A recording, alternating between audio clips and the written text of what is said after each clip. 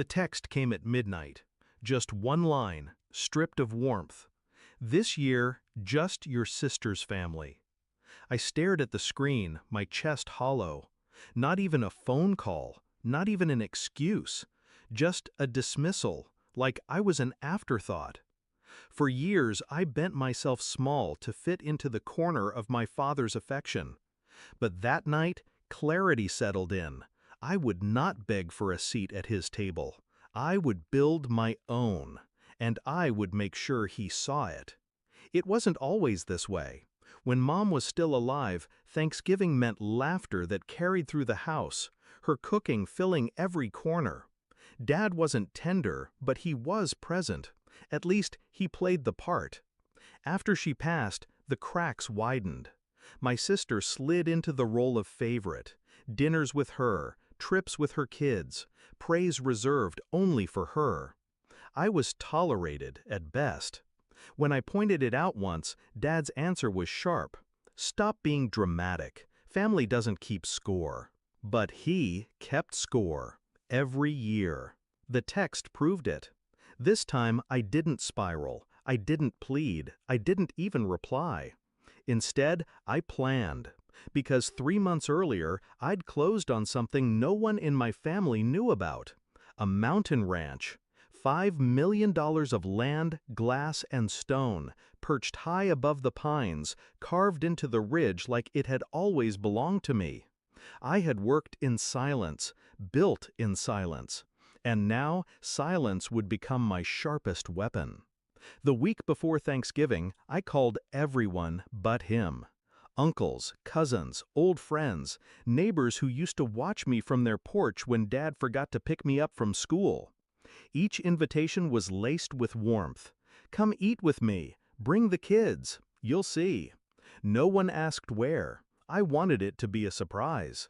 And when the day came, the mountain came alive. The driveway filled first. Luxury SUVs, old beat-up trucks, a caravan of faces I hadn't seen in years. Then the sound, laughter echoing against the ridges, boots crunching on gravel, kids racing through the snow-dusted fields. Inside, the ranch glowed. High ceilings, fireplaces roaring, long tables groaning under the weight of food.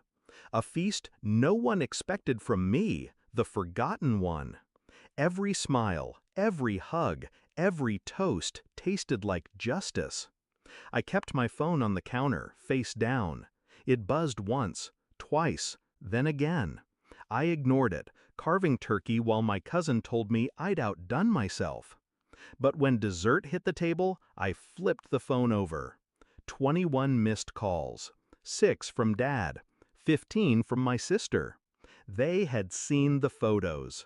Because I had posted them carefully. Not brash, not boastful, just images of a family gathered around my table. Candles glowing, children's faces lit with joy, laughter frozen mid-frame. The kind of Thanksgiving my mother would have wanted. And at the center of it all, me. Not excluded, not forgotten, the host. The messages poured in after. From my sister, "Why would you do this without telling us?" From Dad, "Call me back now." I didn't. I waited until the night wound down, until every guest left full and smiling, until the ranch fell into silence again. Then I called him. He answered on the first ring. His voice was sharp, edged with fury. "You went behind my back. You humiliated us." I let his words hang in the air, then cut them down with one sentence. "You told me not to come."